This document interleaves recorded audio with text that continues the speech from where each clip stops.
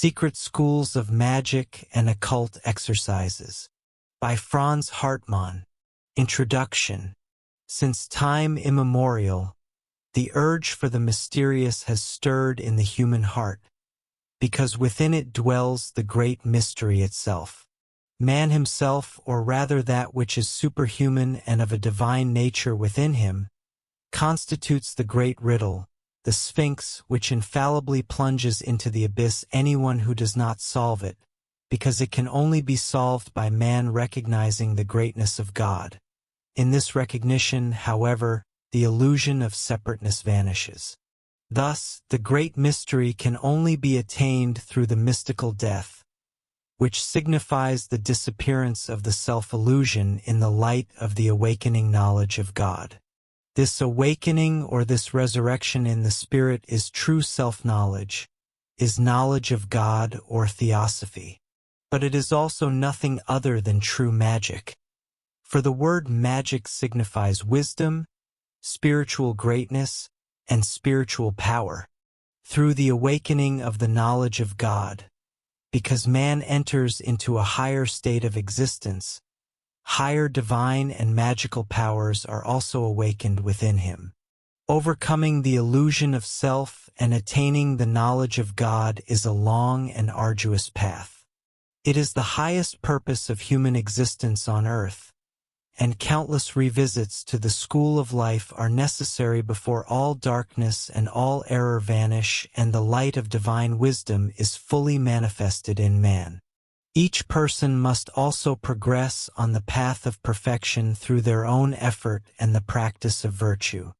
He can neither reach the goal through the mere study of theories, nor can he be carried or conveyed there by another person.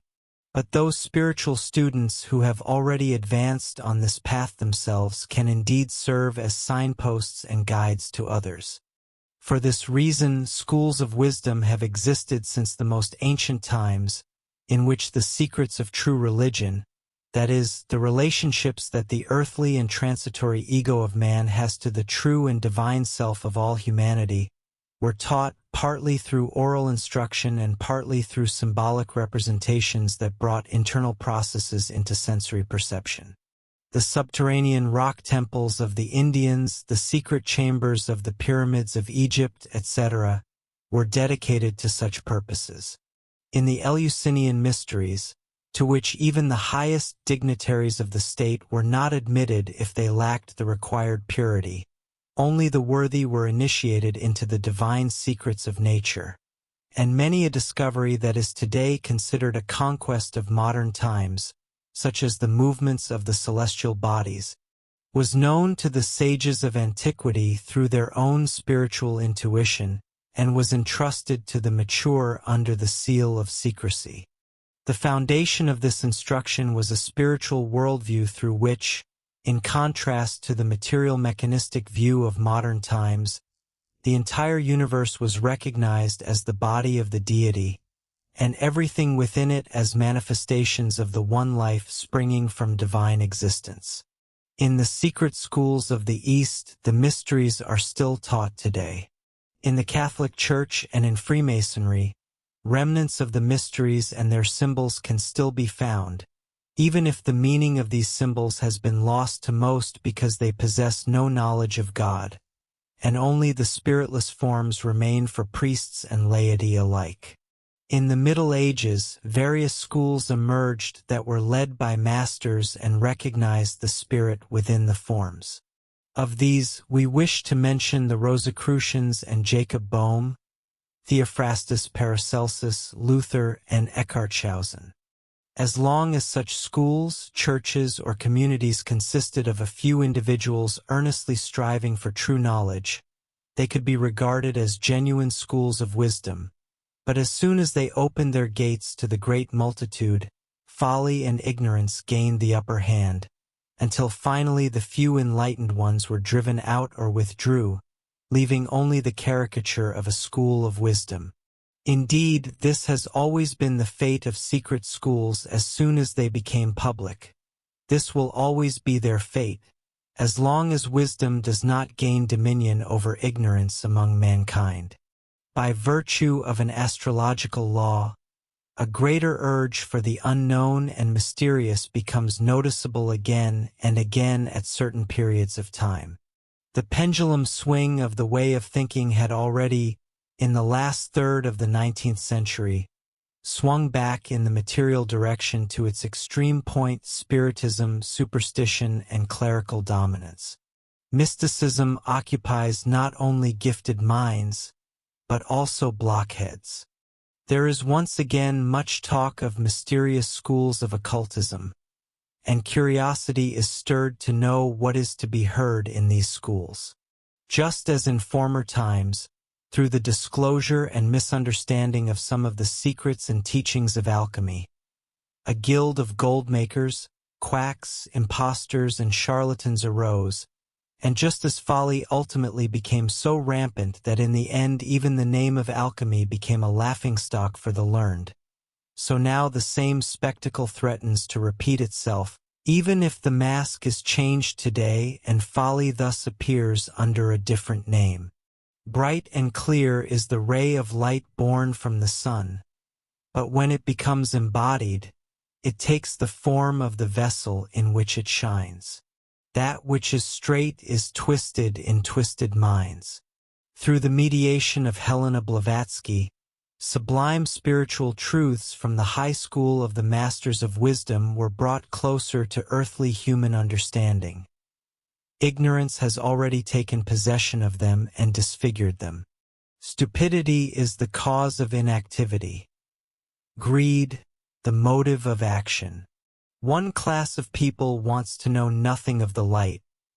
They love the darkness and fear being awakened from their dreams.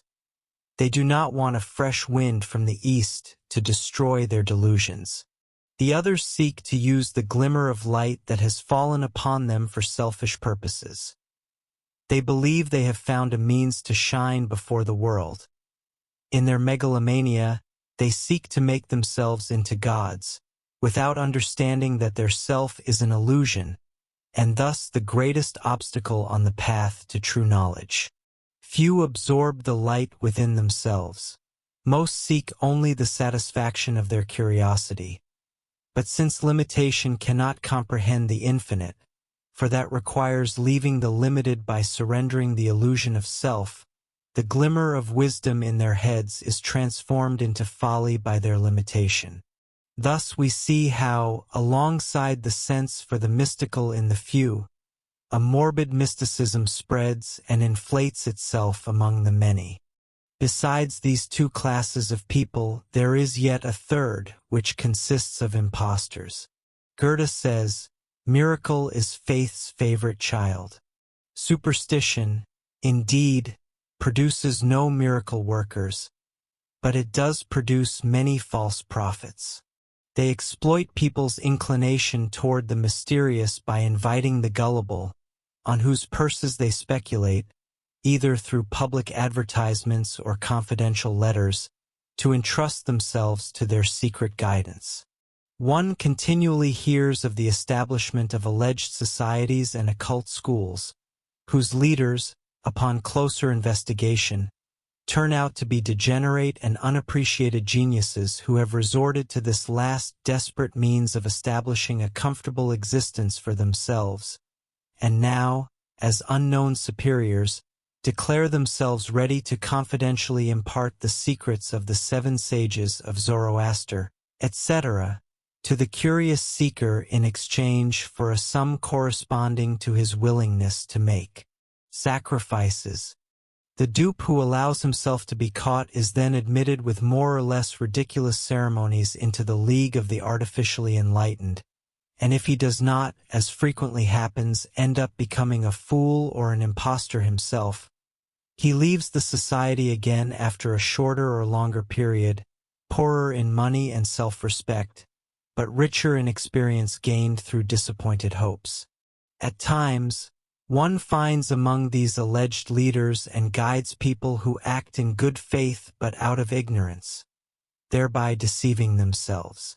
To this category belong people who believe they have discovered some small occult secret and now imagine themselves to have reached the summit of all wisdom and to be called to be the sole leaders of humanity, whereas the experienced man knows that with every higher stage of knowledge he attains, his previous knowledge seems insignificant to him, and furthermore, that no one is a leader of men to the divine except he who is called thereto by God himself, through his voice. All such societies, associations, sects, and leagues, whose main purpose is fleecing and swindling, find their support in the superstition that something great and divine can be made out of the illusory self of man. They do not comprehend the secret meaning of the biblical saying, "He who is the least among you on earth shall be the greatest in heaven." That is, they do not know that precisely he who is least occupied with the idea of his selfhood, of his separate existence, is the most accessible to the realm of divine love and knowledge. As for the pitiable victims of Spiritism, however, who imagine that the path of knowledge consists in believing the words of a medium possessed by spirits, nothing further need be mentioned here, for that most communications of this kind either spring from one's own sensations, or emanate from lying spirits parading under false names, or are deceptive dream images, is understood only by him who has convinced himself of it. Moreover, blind belief in communications of any kind, even if they are true, is not theosophy, but merely the acceptance of a theory as true. Regarding such peddling of truth, which flourished especially at the end of the 18th century but is flourishing again today, K. von Eckartshausen says, "There are more than 1 million people in the world who are led by the leading strings of deceit and cunning. They are mostly known by the name of mystical societies. A multitude of honest and virtuous people, attracted by the hope of finding truth in these societies, stand in the dark and expect light from the darkness. Learn from my experience. I have passed through the various degrees of mystical societies and am not ashamed to say that I was one of the deceived.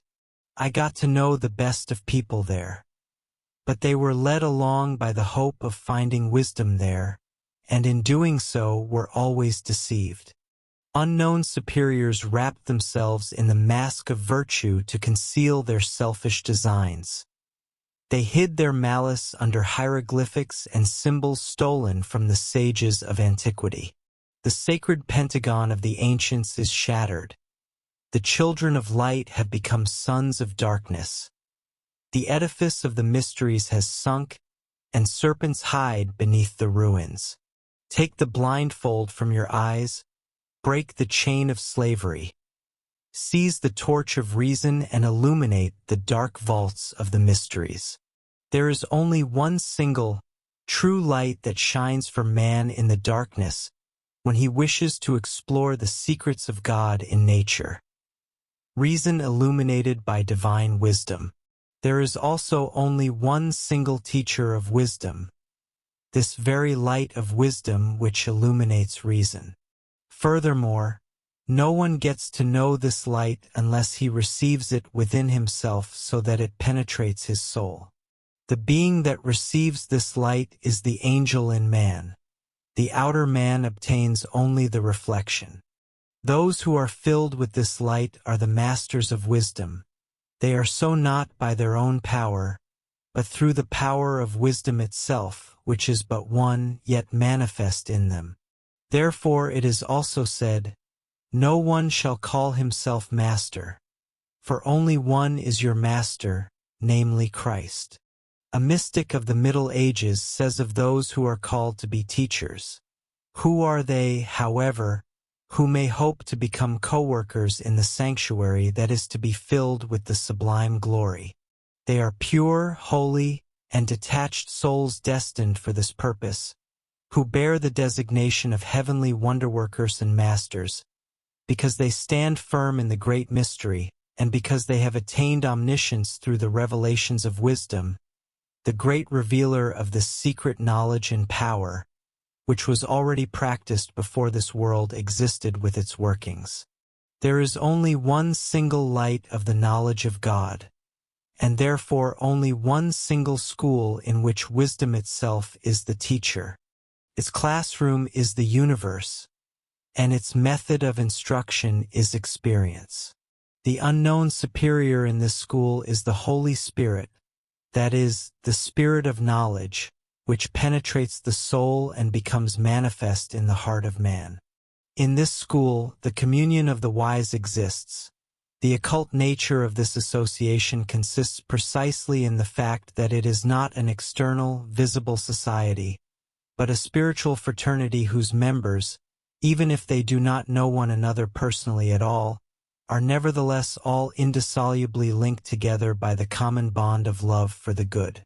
In this school there are no articles of faith, but only the knowledge of truth. No authorities that one must believe in, for knowledge itself is the authority. There are no other diplomas than those alone which truth itself issues by impressing its seal upon everyone who is a living witness to it. The contributions to be made by the members consist of the good works that each performs out of love for the good, in secret, unsolicited, and without expectation of reward. Nor can anyone be admitted into this league who is not ripe for it.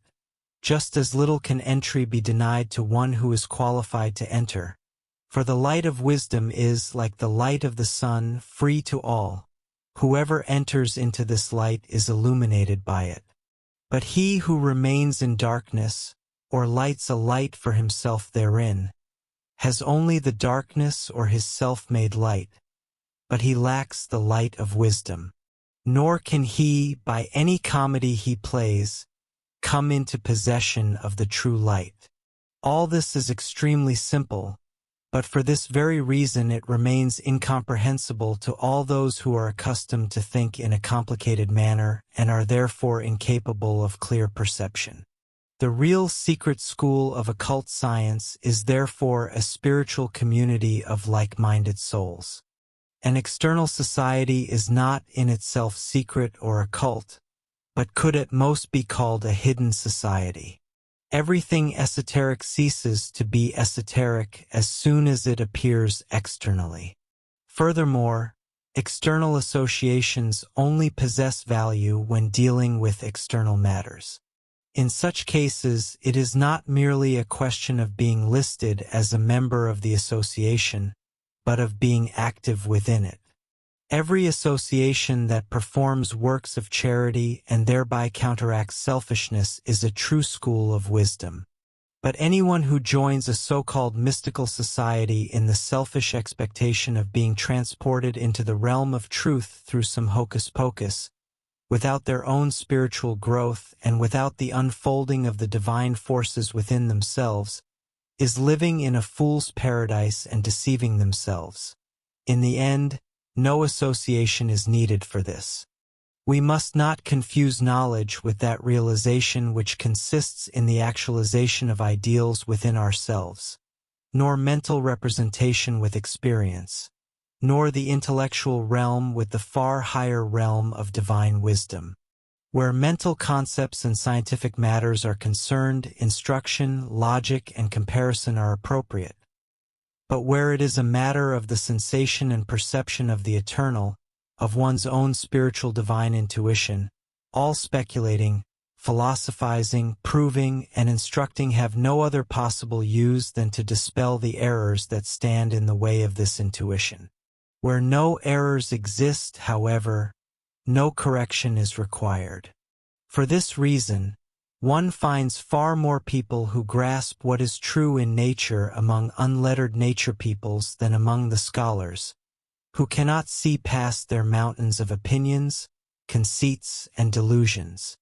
The knowledge of God cannot be artificially manufactured like a theory. To judge what God is, one would have to be greater than He, since the higher can survey and examine the lower, but the lower cannot survey the higher. But where God Himself is revealed in man, there the divine within man recognizes itself. This requires neither theory nor mental representation, just as a man standing on the summit of a high mountain does not need a theory about what might be seen up there if he were to go. Since he is there in the flesh, he sees it for himself without needing any theory whatsoever. Thus, occult science is also less about knowledge than about inner experience.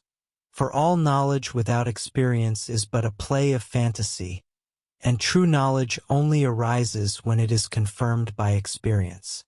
This is well known to most people who engage with occult matters. We are therefore revealing no secret by pointing out that occult development consists neither in the scientific study of theories nor in philosophical speculations, but solely in the awakening of mystical forces within oneself. In this regard, a major role is played in India by the so-called yoga exercises, which exist in various forms and are best described in the Bhagavad Gita. In Germany, the exercises described by J. B. Kerning, which consist in the mental repetition of certain words, are widely in use. In the right place and in the correct manner, these exercises are undoubtedly useful. However, it is very frequently the case that both teacher and pupil form a completely false concept of their purpose, believing that through the mindless recitation of formulas and spells they can gain possession of magical powers, only to abuse them for selfish ends. This path leads to sickness and madness. It is therefore necessary to examine the various so-called occult exercises in use in Europe. Since man is not God and does not stand above him, all those are in error who in their self-conceit imagine that it lies within their power to generate or create divine forces within themselves. All that man can do in his own selfhood, and even then only through the power bestowed by God, is to master his nature and hold still, so that the power and the Spirit of the Father can become living within him. Jacob Boehme says, "If you can swing yourself even for a single moment into that wherein no creature dwells, then you will hear what he speaks. When you master your senses, when the willing of your selfhood stands still, then the eternal hearing, seeing, and speaking will be revealed in you, and will hear and see him through you. Your own hearing, willing, and seeing prevent you from seeing or hearing God. The sun of wisdom can be compared to the moon, and the mind of man to a stream. If the water is turbid or foaming, no clear reflection of the moon can be seen in it. But if it is calm and clear, the image of the moon appears clearly and distinctly on the surface of the water. In the same way, the sun of wisdom can only be reflected in a clear and calm mind that is free of passions and desires. Yet this calmness is not attained through idleness or sleep, but only through self-mastery, which is reached not by way of science, but rather solely through practice.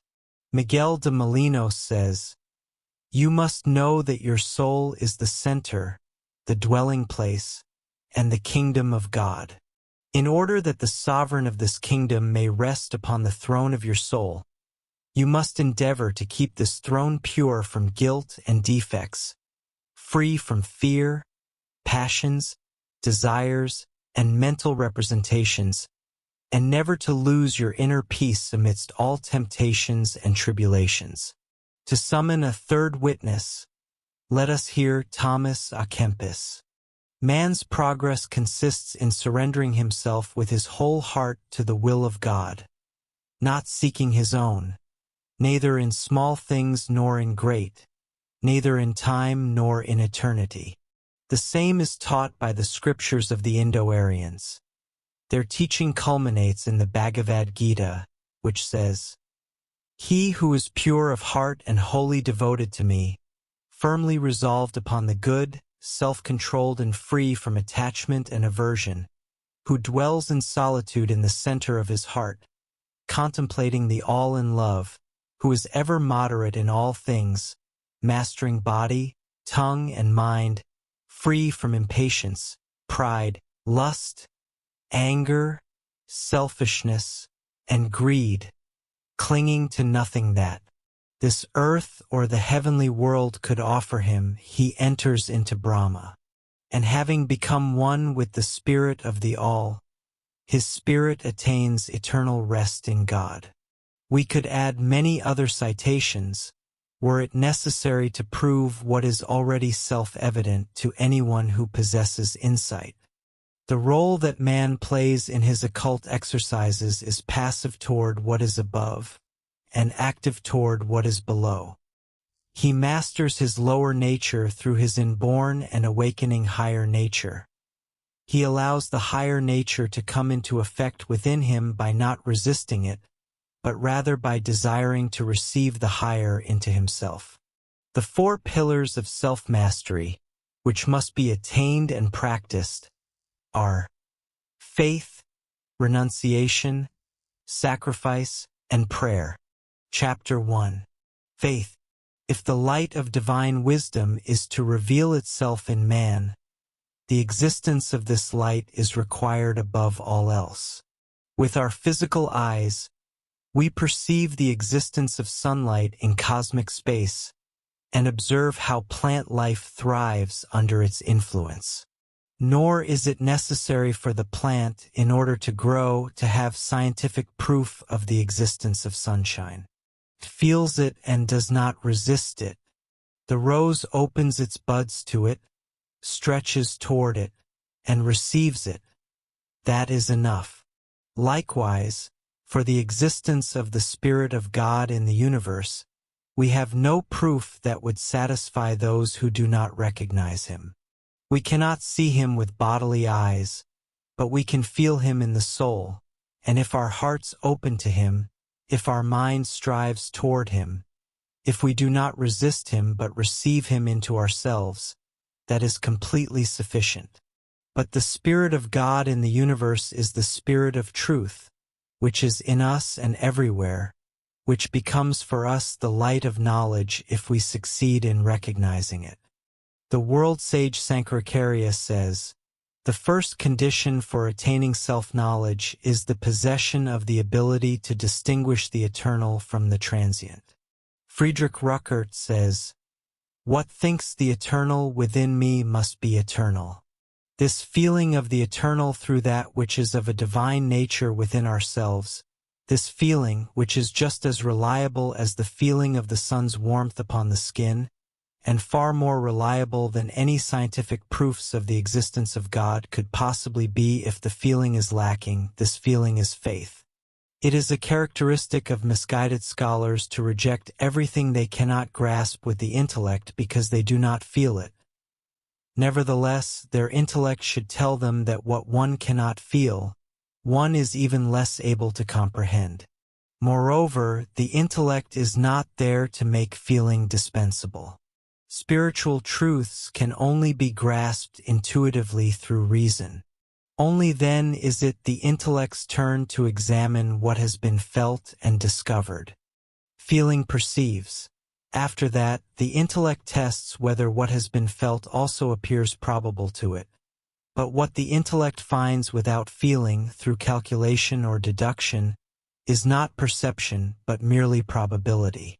Faith does not depend on opinions, nor on probabilities, nor on intellectual convictions. It also has nothing to do with proofs.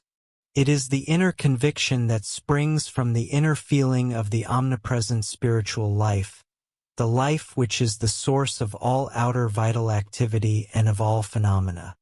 He who denies the Holy Spirit denies his own spiritual life, his own feeling for everything that stands above the animal nature.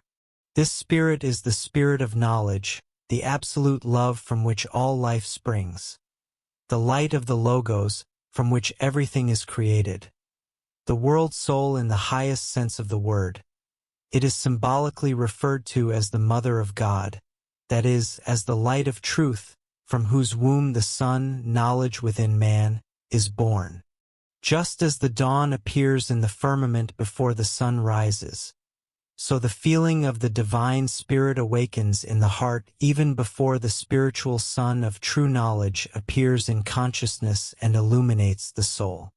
But where the voice of doubt drowns out the truth, where the clouds of ignorance and self-righteousness veil the dawning light, there it remains dark, no spiritual life stirs, and at most there shines the cold and deceptive moonlight of the soulless, scholarly intellect. Therefore the Bhagavad Gita says with good reason, "He who does not love and know the truth perishes. The rigid doubter finds no rest in this world or in another, nor does he find peace in the eternal.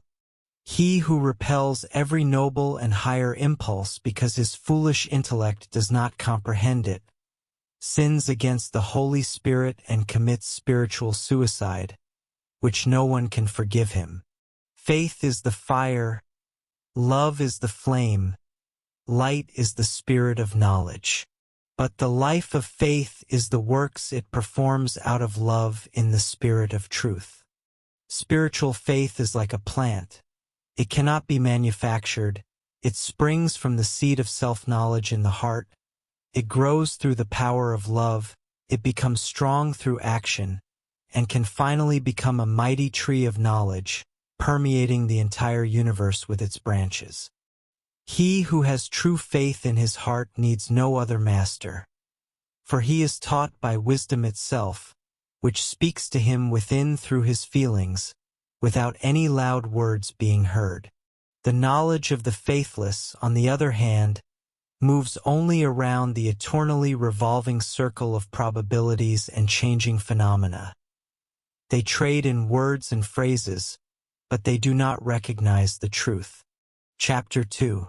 Renunciation, where it is a matter of finding a new theory or probability, or of convincing oneself of the possibility of the existence of something unknown. The intellect lights a lamp for itself and seeks to reach the goal by the detours of logic and deduction. Yet it itself always remains in the dark. But when it is a matter of true self-knowledge through the revelation of absolute truth within one's own being, no other step is needed than to step into the light of truth. The spiritual light is everywhere. Man never needs to seek it.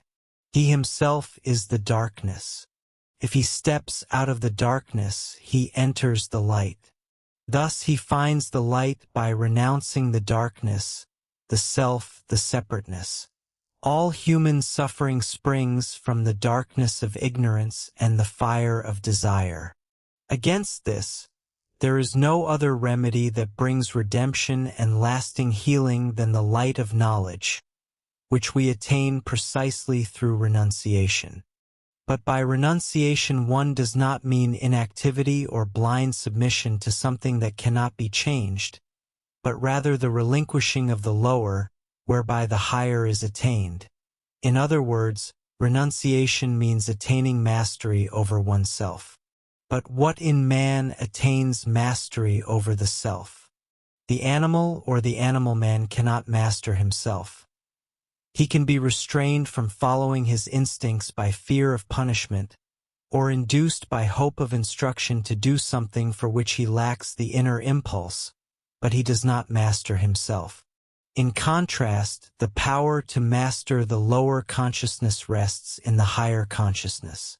Consciousness is the sum of all feelings. The higher consciousness arises from the soul's feelings for the good, noble, true, and beautiful, and belongs to the inner, heavenly man, the master. The personal lower consciousness arises from sensory perceptions and low feelings, from animal instincts and desires. It belongs to the outer mortal man. The spirit itself has no feeling. It only illuminates and vivifies. It can vivify both the higher and the lower, the heavenly or the hellish region of souls. The spirit is the life. The soul is the substance. There are people who have much spirit or intellect, but are soulless. Others are full of feeling and therefore enthusiastic, but have little intellect.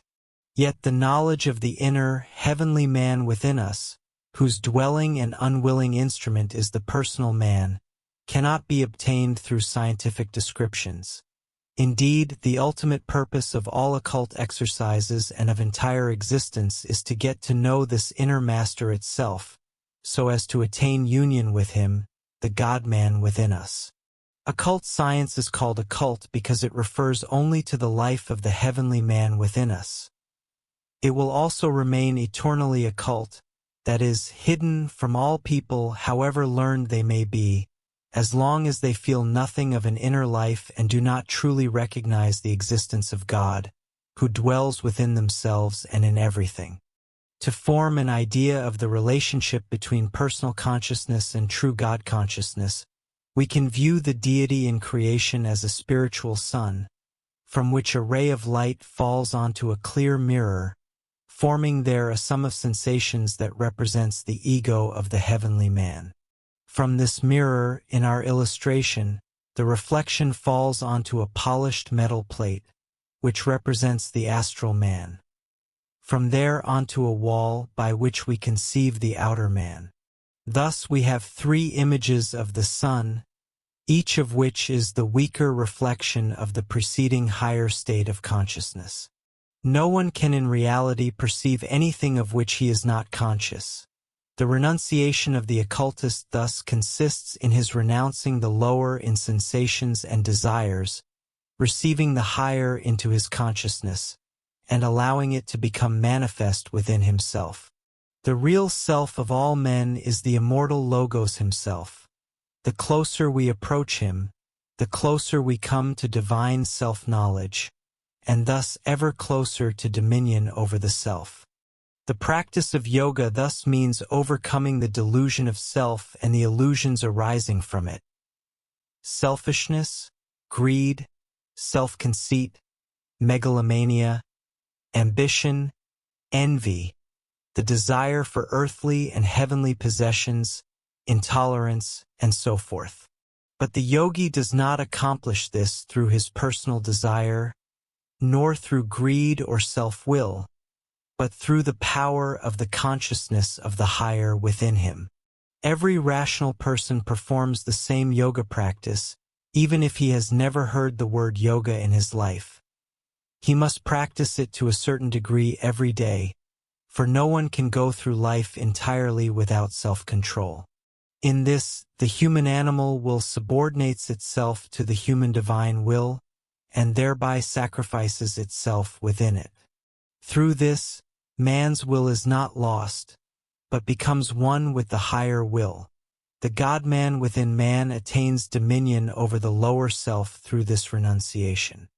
This spiritual but entirely natural process is represented in various ways in all religious systems through symbols intended to prompt reflection in man.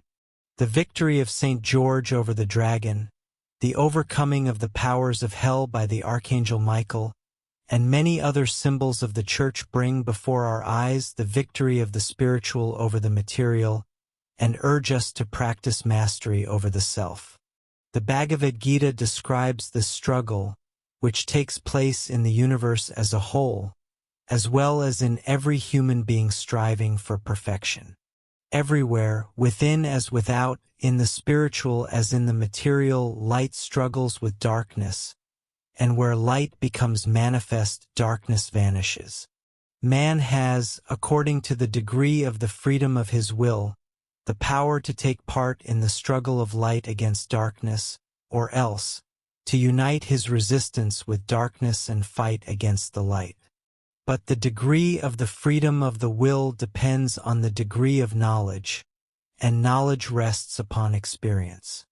Through the suffering that folly causes us, it is recognized as folly. Without the knowledge of evil, there would be no knowledge of good. Therefore, evil is, in a sense, the cornerstone of redemption. One attains the good by overcoming evil. If there were no evil, there would be nothing to overcome and nothing to win. There would be no escape from eternal ignorance. The struggle is difficult, and without it there is no lasting rest. The Bhagavad Gita says, "That which tastes pleasant in the beginning tastes bitter in the end, and that which has a bitter taste in the beginning produces sweet fruit in the end." The outer man is the beast, the inner man the angel. Whoever always does what pleases the beast is the servant of his beast. Whoever rules the beast through the power of the angel is the master of the beast. True Christian humility does not consist in man debasing himself to the level of the beast and suppressing his higher impulses, but in the recognition of true human dignity, which grants him dominion over the beast. In theological seminaries and educational institutions, people are usually taught to identify with their animal nature and to fear the God created by their imagination, or at least to pretend that they fear him. Yet the true fear of God consists in guarding against doing anything that is contrary to God. The knowledge of God arising from renunciation raises man to God. Whoever senses the existence of God feels that which is good and lofty. Such a man can be neither an obscurantist nor a sneak, a moper, a hypocrite, a misanthrope, or a pessimist and a fool, for he sees the good in everything. Nor does this renunciation mean that one must not partake of any decent, earthly pleasures and must always pull a long face. By no means.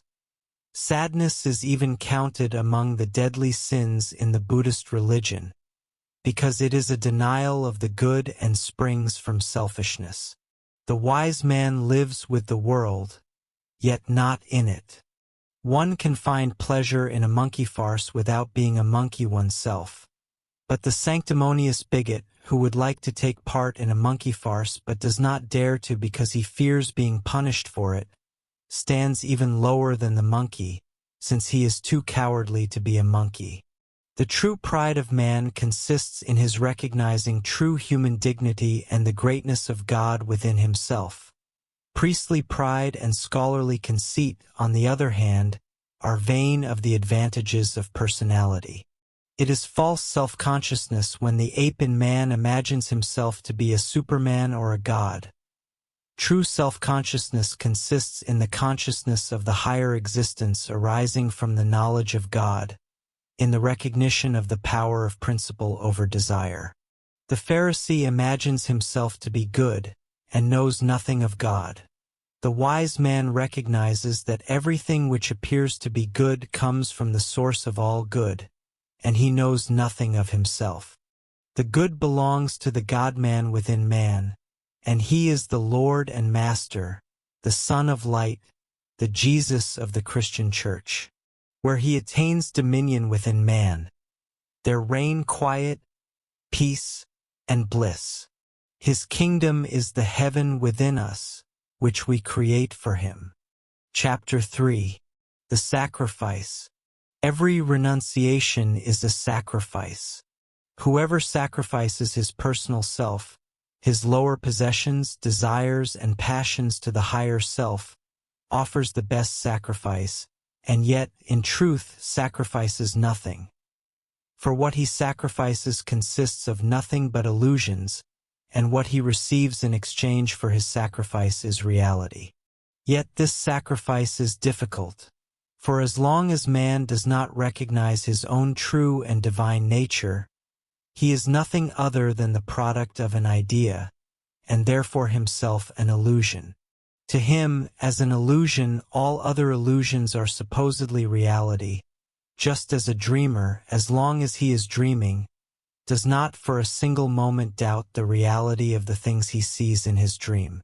But just as man upon awakening recognizes that his dream images were nothing but dreams, so also does the man who has grown strong in true self-knowledge recognize that his personality, with all that surrounds it, is nothing but a product of his dreaming on earth. To attain this awakening, we must shake off everything that stands in the way as an obstacle. Above all, self-delusion, greed, and the delusion of possession. Man has, in reality, nothing of his own but that alone which is a part of his own being. Everything else, whether material possessions or theories, consists of foreign things, changeable, borrowed stuff that is yours today and falls to another tomorrow. There is only one single true possession, the true, imperishable self. But it is of no use to imagine that one knows everything to be but an illusion if one nevertheless still clings to these illusions. True knowledge is born not of imagination, but only through action. He who with a joyful heart, out of love for the good and for a useful purpose, gives up something that is personally of value to him, thereby strengthens himself in the knowledge of the eternal and the worthlessness of all that is perishable. It does not depend at all on the magnitude of the sacrifice, but on the spirit, the disposition in which it is made. The power by which selfishness is overcome is the love of the good and love for one's neighbor. Through sacrifices of love, man grows beyond the boundaries of his selfhood. The frequent repetition of sacrifice is also of importance. For the good that man performs daily becomes a habit and a part of his nature. He who daily sacrifices a trifle for a good cause benefits himself more thereby than he who gives away a large sum all at once just to rid himself of a worry. He who daily gives up an evil thought or an error arrives sooner at knowledge than he who learns the Bible by heart only to relapse into his old error. Like everything in the world, charity too has its origin in one of the three qualities of nature: stupidity, greed, or wisdom. Cf. Bhagavad Gita. A sacrifice that is offered selflessly, without desire for reward or praise, from a sense of duty, as the law demands, arises from sattva. A sacrifice offered out of greed for reward, to exchange it for something better, out of vanity, avarice, or ostentation, has the nature of the rajas quality. He who sacrifices against the law and senselessly, without knowledge, far from true faith, and without God having a part in it, sacrifices from the tamas quality. The Bible says, "It is more blessed to give than to receive." Thus, instead of avoiding the opportunity to do a work of love, one should rather rejoice when an opportunity to do so presents itself. Gautama Buddha, who as a king's son had a kingdom at his disposal, went about with a begging bowl, not, as is the case with certain mendicant monks, with the intention of obtaining something for himself or his order, but to give the people an opportunity to perform works of love. He also demanded neither money nor food, but accepted whatever was offered to him, even if it was only a grain of rice or a flour. For he said, in accordance with the Bhagavad Gita, "Whoever offers me the least thing in faith and love, be it only a flower, a leaf, a blade of grass, yes, a drop of water, from his hands I gladly accept it." He who does something useful out of love spreads blessing, but the blessing, like the curse, always returns to its origin. Therefore it is said, "He who possesses great riches and yet fails to use them to spread blessing is the greatest deceiver, for he deceives himself of his best possession." But where a benevolent hand is ready to open, there are already 100 greedy wolves standing by to snatch something under false pretenses. The proverb says, "Where God builds a temple, the devil builds a chapel beside it." He who now, even if without knowing it, sacrifices in the wrong place and thus offers the sacrifice to stupidity, creates no blessing. He may indeed act out of love, but without wisdom. His love is blind. Without love, an external work is of no use. But what is done out of love, however minor and inconspicuous it may be, becomes thoroughly fruitful. And as it is with actions, so it is with omissions. For even the omission of a deed that one could perform is an act, and everything depends on the spirit in which the omission occurs. An omission that occurs out of self-interest, hatred, and the like strengthens self-interest, etc., in the soul just as much as an action leading to this goal. On the other hand, through all actions and all omissions that occur in the spirit of love, man sacrifices himself to love. If the sacrifice occurs out of love for a creature, he sacrifices himself to the creature. If it occurs out of love for God, man sacrifices himself to him and thereby comes to the realization of his divine nature. He who consecrates himself to the gods goes to them, and to the pitris wanders he who seeks them. He who sacrifices to demons goes to them, but he who worships me alone comes to me. Therefore, the student of theosophy should practice sacrificing his self-love to true love, the true love which consists in loving neither in oneself nor in others merely the personality, but humanity in all human beings, so as to arrive at divine love through the love of humanity. Chapter 4. Prayer. Since man cannot master his lower, perishable self through its own strength, because this self is unable to rise above itself, he needs for this the power of his higher ego. To become a partaker of this power is the purpose of prayer, which is basically nothing other than the raising of the heart to the highest and the concentration of the willpower of the higher self. True prayer does not consist of hollow, beautiful words, but is an act. In reaching out toward the highest, the soul approaches it and senses it, so that the consciousness of the higher awakens within it, and man thus becomes capable of willing, thinking, and acting in the power of the higher self. Thus, through this merging of the earthly consciousness, the higher consciousness is absorbed and, through frequent experience, becomes more and more our very being. The normal state of man does not consist in his animal nature, but only enters when man has become holy and wise. Without the elevation of the soul and without the feeling of holiness, even devotion is but dreaming, and prayer itself is without value. But when the soul rises to the divine existence, it is permeated by the divine spirit, and soul and body experience the feeling of the high and noble. In true prayer, man does not remain on earth, looking up at the stars, but ascends himself to heaven and participates in the nature of the sun. The German word for prayer, Gebet, is not related to asking, bitten, but to giving, Geben, and signifies a sacrifice. He who surrenders himself to the divine assumes the nature of the divine. Praying has nothing to do with selfish petitioning, and supplication does not contribute to elevation, but to degradation. Through prayer, man absorbs divine power into himself and thereby increases the power of the divine in his soul. Asking to be heard by an external God and pleading for the fulfillment of human desires testify to a vanity that makes us believe we are wiser than God and could move him to serve our selfish desires. It also goes without saying that the mindless rattling off of prayers, magic spells, and formulas, even if it were the sacred OM of the Aryan Indians, is of no use if the true feeling is lacking. Cf. Bhagavad Gita. Feeling expresses itself naturally through language.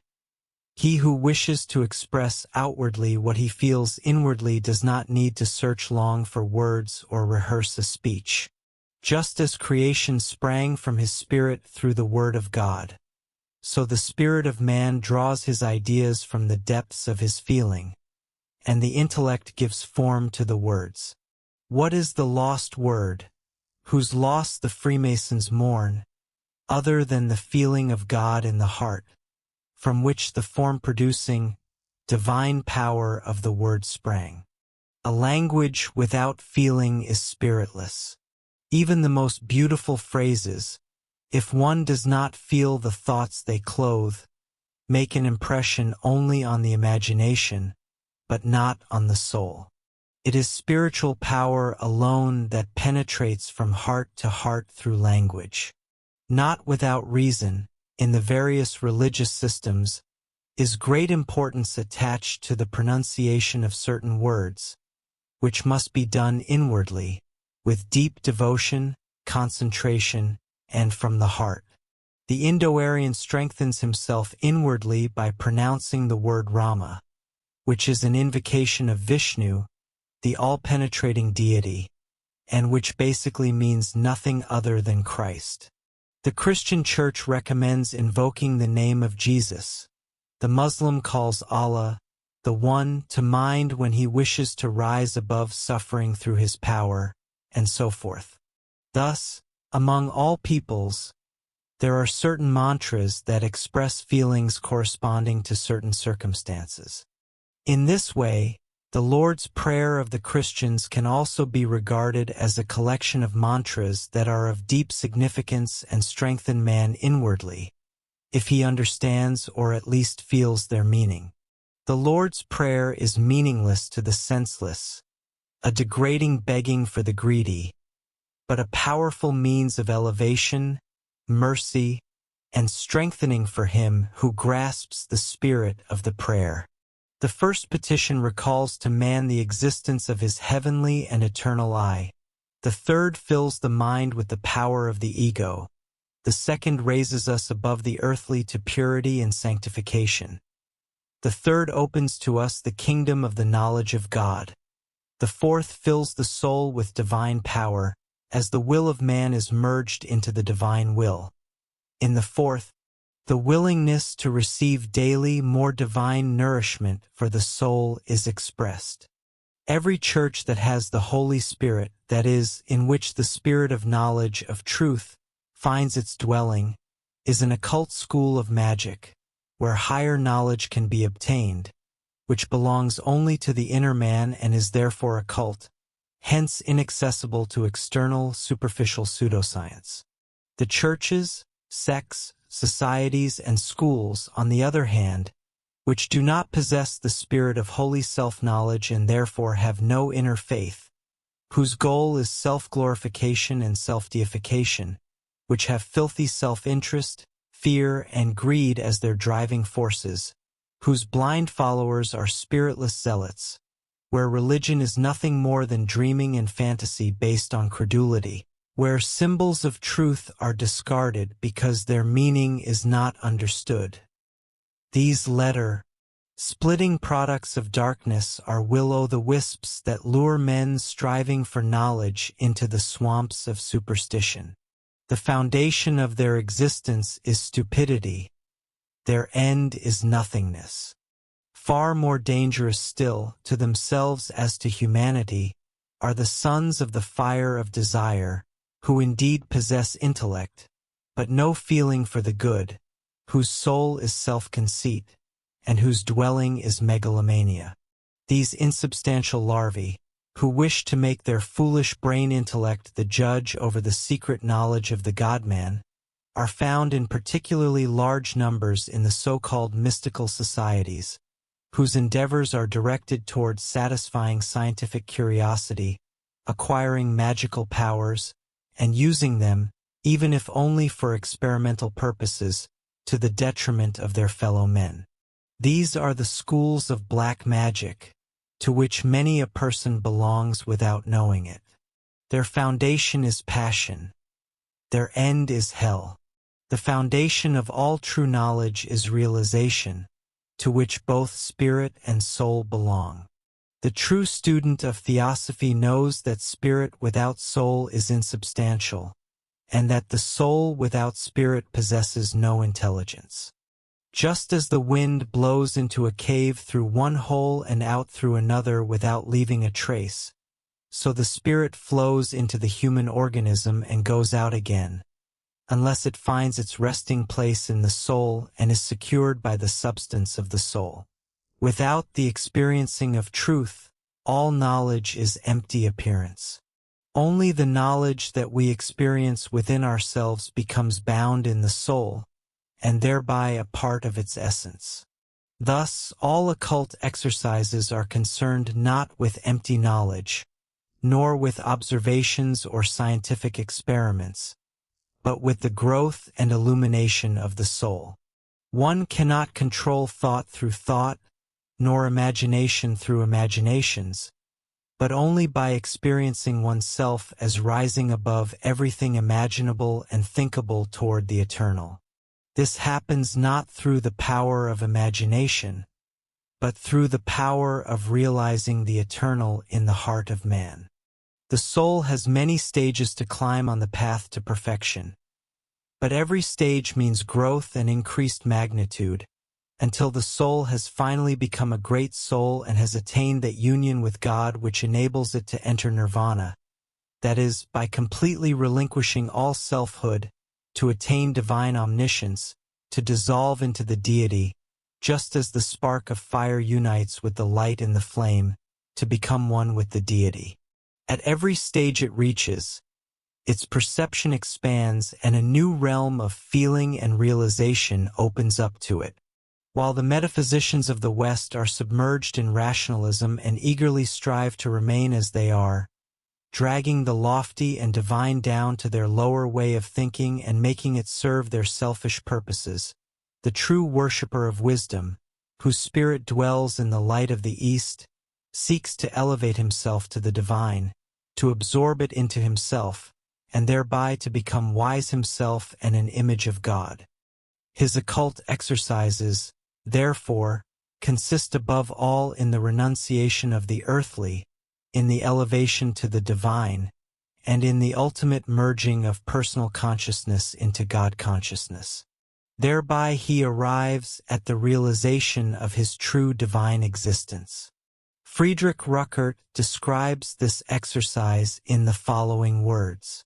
Say, I am I, and as you say it, feel it too. Within your little eye, the great I's breath in you. Say, I am I, and sink yourself into the thought. I think what I am, and am what I think. I cannot be distinguished from myself, nor my being from my thought, nor my thought from my being. I distinguish myself to recognize myself as one. Then, when you have immersed yourself in this thought, rise above it too and fly beyond all barriers. Say, I am I, and he who, like me, says I am I, is I like I, how then do I distinguish myself from him? I distinguish myself not to separate myself from him, I distinguish myself to recognize myself as one. Thus is divided, undivided, I from I, altogether one, and each in one unto itself. A whole in itself, the greatest like the smallest, and the most particular at the same time the most universal. God is the great I who thinks himself into being, so immersing his self in every thought, that the thought which has become external only returns to itself when it says, I am I. When you think of yourself as the eternal thought of the eternally thinking, to thank him eternally. Therefore only, I am I, say eternally, O Brahman, because eternally I am I is what Brahma speaks before you. God is the sole all-self of all things, the great and true I. Man in himself is an apparent self, a nothing. His true I is God, and the knowledge thereof is the Spirit of God in him. Nothingness can create nothing of itself, and all that man can do to attain divine wisdom is, through the power bestowed upon him, to live in such a way that his wisdom may become manifest in him. The wisdom of God, however, consists above all in this, that one recognizes oneself in man and in all things. This self-knowledge is the ground of the Father's love in all.